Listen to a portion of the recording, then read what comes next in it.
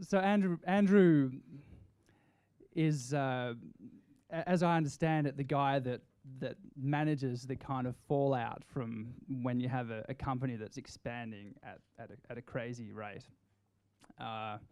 Andrew joined Atlassian in November 2008. At that time, I'm getting this right, aren't I? Yeah, good. And at that time, there were about 150 people at Atlassian, 40 million odd revenue a year. I mean, that's pretty all right already.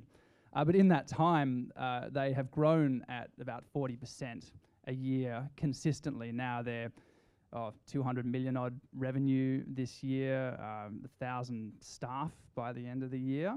So, I mean, that kind of consistent growth, very exciting, but I mean, an absolute nightmare as well, I'm sure, just to manage the kind of the technicalities of that.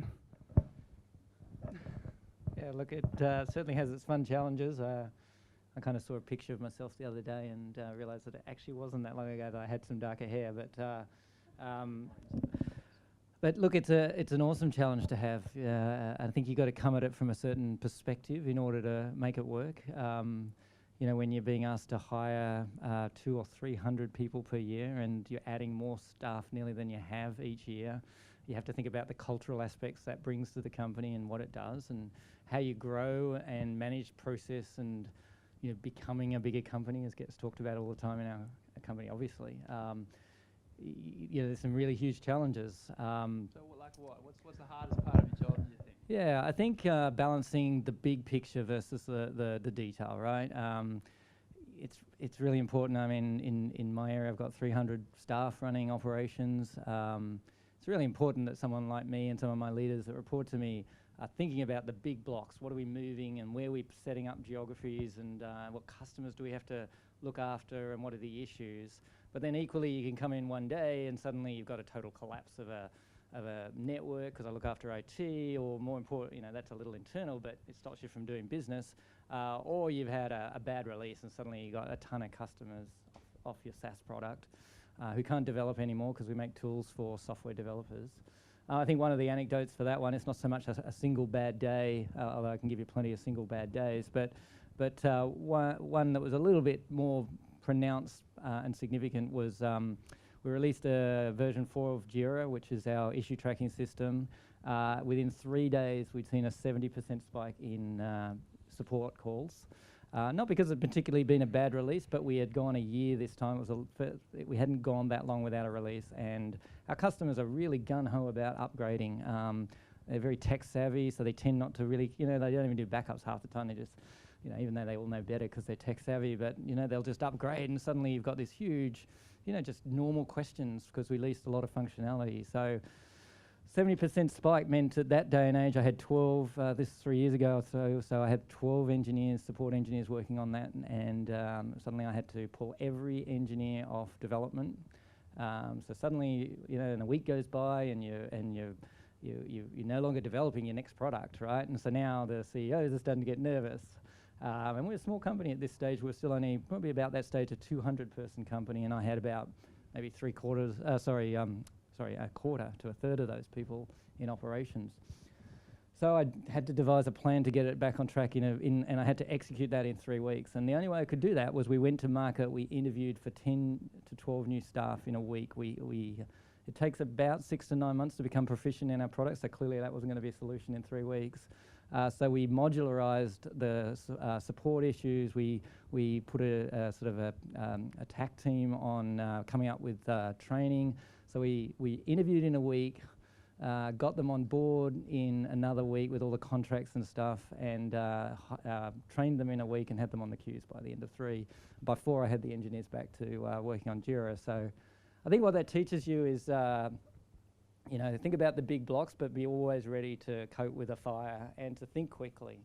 I was kind of lucky. I'd had 10 years at Apple through some of the best and the worst times, and again, the thing I always learned was to make decisions really quickly, even if they're bad decisions.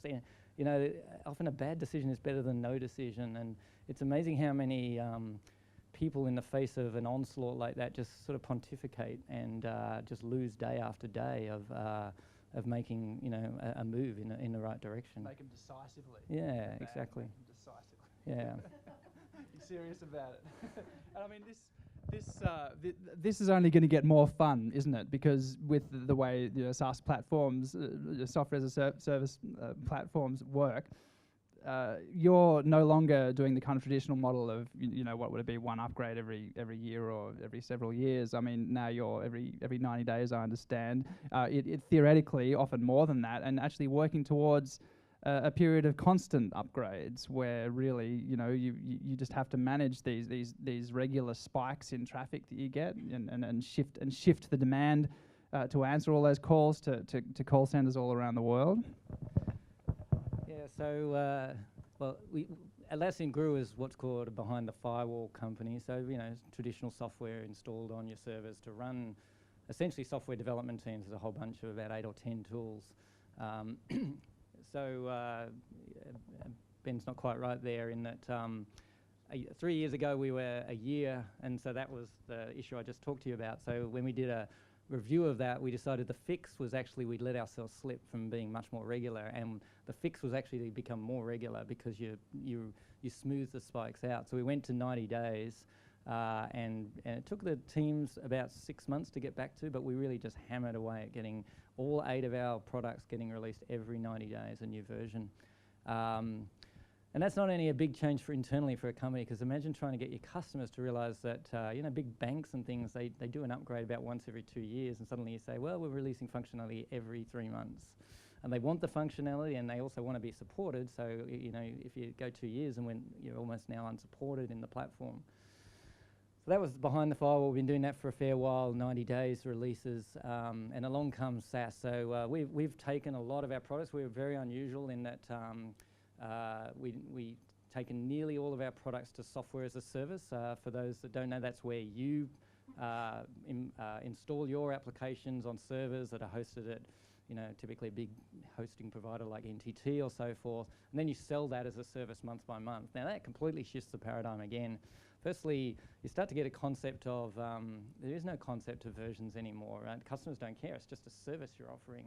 And so you start to drive an even greater demand for upgrading functionality, and we're not at the stage yet of daily upgrades, but we're at weekly upgrades at the moment. So every weekend we push new functionality out to those servers. We really don't have a concept of version numbers anymore in that environment. You know very quickly on Monday morning when you've done your upgrades if you've had a bad upgrade. And you know what? The fix for that? It's time to go daily. So we're going to start to push in the next 6 months to daily upgrade. That's that's just playing with fire at some level, and yet at another level, once we get past the pain of that, it will have a huge impact on customers just getting access to awesome new functionality seamlessly, because that's what they pay for software as a service as. But the downside is if you crash them every day and their teams can't develop, and you've got 5,000 developers in a company, some of our large installations, 10,000 plus developers, suddenly all their teams are down. You're not very popular at that point. And again, that all falls to my operations teams to get it back up and running and work out what the hell we're going to do at that point.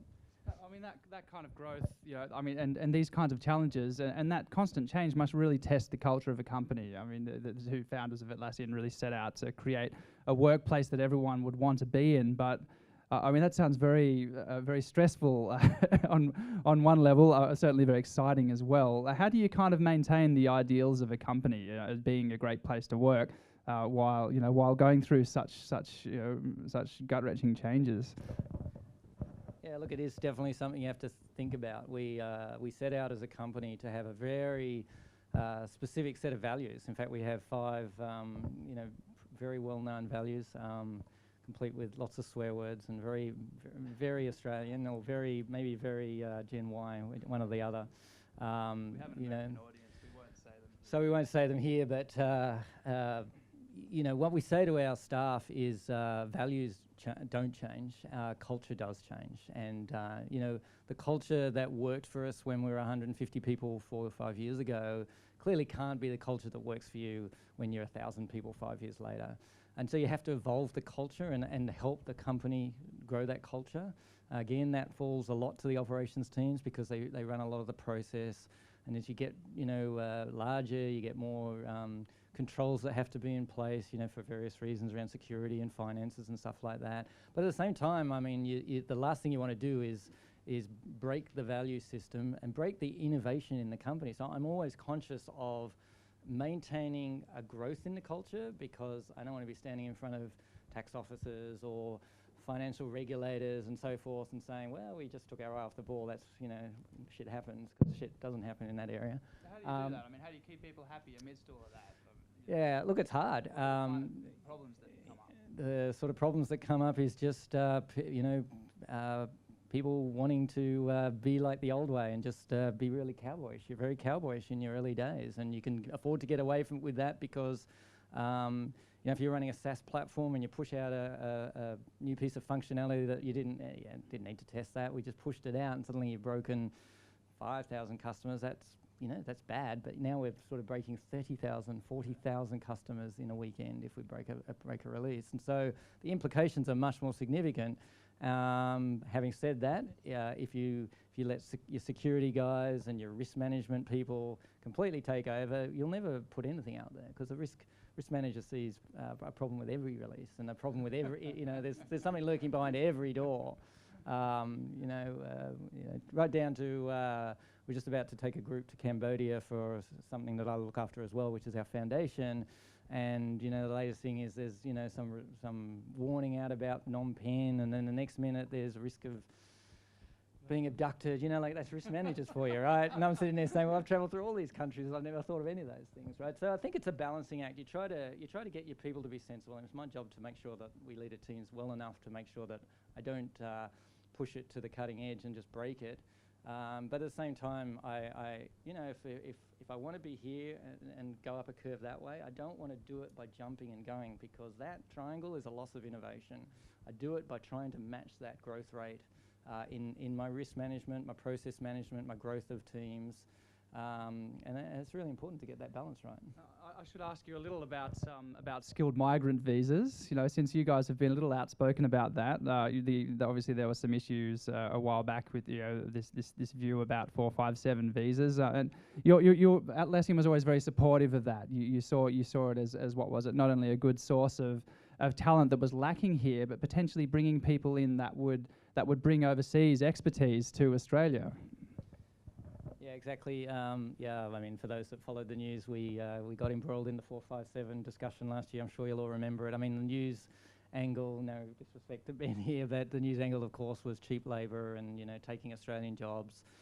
We went to great lengths to say, these people cost us more money than local people. We just can't get the skills. And that's a few reasons. Firstly, we just can't get the volume we need. We have, sorry, Ben, we have over, about 350 developers just in Australia currently. We're taking, trying to take the absolute cream out of the university. We have a huge graduate intake program. We just signed off on 25 graduates out of universities next year. We just got them all in and sort of welcomed them to the company last week. So we must be really lacking here. There's a lot of key skills that we don't have. Yeah, the challenge is that we have IT courses, of course, but we don't really understand the breadth of IT, and so we have the traditional development courses, but there's just so many areas of skill that we need around user interface design, around product management, around performance management. There's just so many more aspects than just writing a piece of code. And we need to grow out our industry, because there's whole courses in those areas overseas, and so we end up having to go overseas just because we can't. We have whole jobs that we just don't get applicants from in Australia. So our only choice is to go overseas to get that, and we pay dearly for that, right? You end up with big relocation packages and expensive heads to bring them in. But our hope is that those people will then transfer that knowledge to local people. We work with the universities. We very closely work with New South Wales Uni on the graduate programs and what we want to see in those programs going forward. So it's certainly something we're very proudly Australian, and I'll happily talk about that further. But we're an incredibly proudly Australian company. Atlassian is really a very proud story from Australia, and I think it really has given a lot of hope to startups here that from Australia you can start a billion plus dollar technology company. But where do you see yourselves ultimately going? Do you benchmark yourselves against some other global companies that you really kind of aspire towards? I mean, you're formerly from from Apple, how's that work as a comparison? Yeah, look, I think the reality is we benchmark ourselves against a lot of people. Just depends on what we're talking about. In every product area, we obviously look at the different leaders in that product area, whether it's, GitHub for distributed version control systems, which is a really rapidly developing way of doing software version control. We have a competing product, Bitbucket, which is kind of number 2 in the market. So we really look to see what they're doing. In business, we look at people like Workday. We look at people like SolarWinds, which is a network devices. So we don't probably tend to stay so much in the business area in just comparing ourselves to other tech industries. We look beyond that a lot. And then in our mainstream issue tracking software and collaboration software, we look at Rally, we look at Jive, we look at a bunch of people there. And then the other thing is to look at who's coming up to eat your lunch, right? Because we lead so much, in particular, a couple of our industries, we lead that industry. And so, with people are always on the attack after us. Like who? Who's coming after your lunch? Well, it's in a way, GitHub worries us because even though they're leading in the DVCS areas, they have very little presence in all the other areas that we're in, but they've already brought a number of other companies in those areas. They've already got an issue tracker, so they want to be what we are. And we know that a bunch of people gun for us. And then it's a lot of the open source software that just starts off and grows into something bigger. So, it's a lot of the garage people you got to track. But yeah, definitely GitHub's the one we're really watching right now. They're sort of going from being a one area company to really trying to be the holistic vendor that we are. And we continue to try and sort of build the moat that we've managed to build after 10 years, and we've got such a big investment when you've got the number of customers we have that to defend that with. Now throwing it forward a little bit, what are the real frontier markets for Atlassian? Where do you see yourselves expanding to in the next 5 years? Where are the real growth areas? Yeah, so look, we'll obviously continue to be in software development, but I think if you track Atlassian, you'll know that we just released our first orthogonal product. So we eventually over 10 years, we've built what we call platforms. So Jira and Confluence, which are our 2 mainstream volume products, one around collaboration, one around issue tracking. Essentially, the issue tracker, for instance, is no longer really an issue tracker. That just happens to be the piece of functionality that sits on top of it. Underneath of it is an incredibly extensible engine, a huge amount of APIs that a ton of our partners have worked out how to extend, or that's not worked out. That's the whole point of the APIs. And so building off that, we essentially think Jira is actually just a big workflow mechanism and a business process engine. And so we just released Jira Service Desk, so to attack the help desk market, which we think is very underserved. There's a couple of leading players there, ServiceNow being one of them, very up-and-coming SaaS company in that area. Another, so IT and an outbound help desk, although we're initially targeting internal IT. And which countries do you think you would imagine the greatest markets being that aren't currently using your products? Yeah, look, we obviously really targeting Asia. There's still a lot of growth in India and China. I mean, challenge is trying to get those markets to want to pay for their software. There's a cultural thing there that we've got to see change. We think we're very underpenetrated in Japan, and we've got a big plan to increase our penetration there. But look, we're really lucky. One of our aspects of our model is there's virtually no country in the world we haven't sold to, because it's a very high volume model. We've sold to virtually every country in the world. Let me just ask one follow-up question on the international markets. You've raised financing, or Atlassian has raised financing from Excel, which is the primary backer behind Facebook. Would you recommend to other startups here in Australia that they also look to players like Excel for financing? Yeah, look, we've had a good run so far with Excel. It's about 3 years into the relationship. We should, I should be careful to say that we went to the market for a very specific reason. Excel said it was the strangest negotiation they'd ever had, which was essentially, how can we get your knowledge from Facebook, from Dropbox, various other consumer, sort of semi-consumer style products? We want that marketing and sales experience that you've got and bring it to what's essentially an enterprise company. And what's the cheapest we can buy that experience for was essentially what we tell them, because we had money in the bank. We didn't need money at the time. So they said that was kind of the weirdest, because most startups or even midterm startups are going for another round of funding. We said, we don't want money, we want your expertise. We went to market to pitch that to 5 or 6 VCs that we'd targeted as having the right skill set. I think all along Excel was probably our preferred, and so we then obviously came to an arrangement. I think Excel are a very diligent and venture capitalists out of the SF area. They're very tech savvy. They really pick the people they invest in very carefully. They do an incredible amount of due diligence. They've got a great track record. I mean, $12 million original angel investor in Facebook, which obviously grew out to be a very significant investment by the end of it. But look, there's lots of other great VCs around, and we're starting to see some in Australia now, and even our 2 founders are involved in VC work and funding some of the tech startups in Australia these days. So I think it's I think we referred earlier, it's a rapidly growing area in Australia. I think the global economy is just breaking down some of those barriers and giving a huge opportunity for a lot of Australian startups to grow and be successful. Does that mean you're going to do an IPO in New York? Yeah, look, this is the question we get always asked. So the first answer to that is we obviously don't talk about when we potentially will go public. We've stated that we think we'll go public at some point. I mean, having said that, we continue to grow so fast that we sort of keep questioning ourselves what we're going to gain out of an IPO. But of course, your question was a little bit more specific.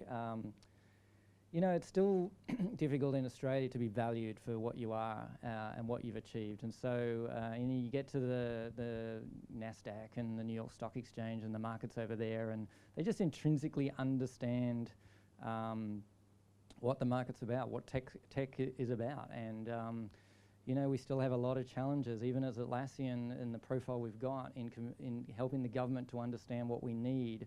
The 457 outrage being one of them, but it's even about tax laws that are just not built around. They're built around primary industry. They're built around minerals. It has no understanding of the sorts of investments and the way investments work for a tech company, and so it makes it challenging to list on the stock exchanges in Australia.